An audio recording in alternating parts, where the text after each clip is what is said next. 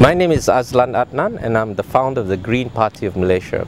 The reason I founded this party is because I feel it's about time we gave political clout to environmentalism in Malaysia.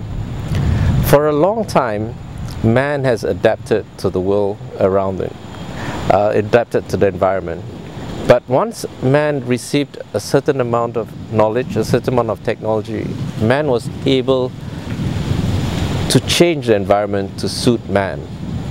And we've come to the point that we've changed the environment so much and in such a negative manner that it's no longer sustainable. What we mean is we've changed it for short-term gain in such a way that we jeopardize the long-term future of the planet, not just mankind but all the animals and wildlife in the world as well. In Malaysia for the past 50-odd years, we've had political parties which were based along racial lines, along ethnic lines, along religious lines, and it's proven now, and it's becoming increasingly clear, that that scenario is not viable. It's become divisive and quite destructive really for Malaysia. What we need are political parties that would appeal to both rural folk, urban folk, rich folk, poor folk, people of all races, whether they're old or young, rich or poor. Basically, the Green Party of Malaysia would appeal to anyone who's concerned about our environment, our collective future. Our collective future not just as Malays, as Indians, or as Chinese in Malaysia, but our collective future as human beings on this planet, together with the animals and plants. It's everyone's future. This is our planet, it's our only planet, and we have to take care of it so that we have a future. If we do not take care of this planet now, we will not have a livable planet to live on, with no plants, no trees, no animals, no humans even.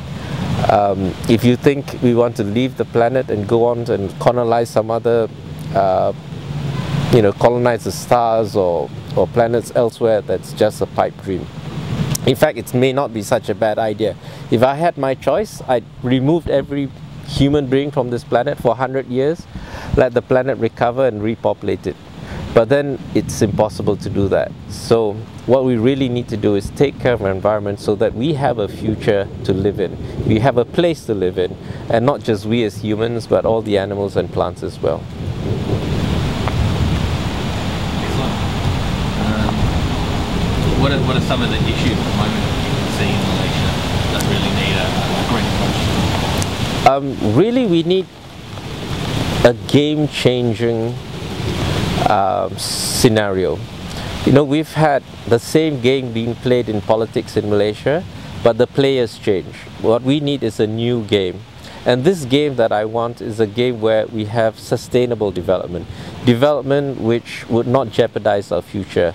Not development for fat cats to get rich, for cronies to get rich, but for every Malaysian to benefit from.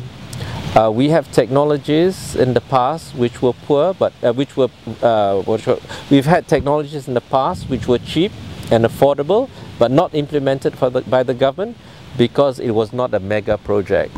We've had governments which are very fond of mega projects, and it seems that the only reason they like big, expensive projects because the commissions are accordingly big. For a long time, I really believe that nuclear energy was the future. It would save us, because I don't see our energy needs decreasing, especially with our increasing population. So I thought nuclear fusion would buy us time until nuclear fission would buy us time until nuclear fusion came into fruition. But it looks like after the Fukushima disaster, even a country like Japan, where everybody supposedly followed the rules, they were cost-cutting and maintenance malpractices. And really, there's so much unpredictability in nuclear reactors that it's not worth the risk to have nuclear reactors. So I really think we should think about energy which is renewable, wind energy, mini hydro, not big projects like Bakun, which is increasingly proven to be a white elephant, You know, when they flood an area of forest as big as Singapore to make a dam, what it really means is there is a land as big as Singapore right for clear cutting for someone to make money out of the timber from that area. Okay, that's what it really boils down to. This whole joke about transmitting electricity from Bakun to Semenanjung, Malaysia was a non-starter to begin with, and finally someone has admitted that it's impossible to do so. So really, having big projects only benefit a certain few people who benefit from it. If you look at the alternative, there are mini hydro projects.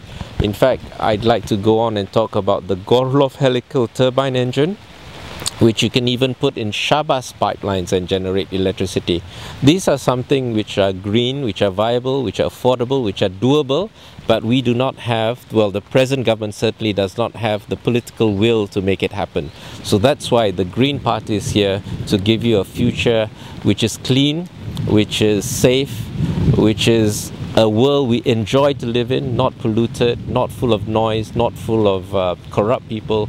We want everyone to live together on this planet and be happy, and to love each other, and to love the plants and animals, and just be in a state of happiness rather than stress and you know, this world of mass consumerism and always wanting to have more money because you need to buy more things, and you know, I never watch TV nowadays. It's full of useless information. In fact, I think it's criminal how we use the technology not to benefit people but to really destroy children's minds, and it's just criminal how we do not use TV, Astro or whatever to educate our people. We should be doing more because education empowers people.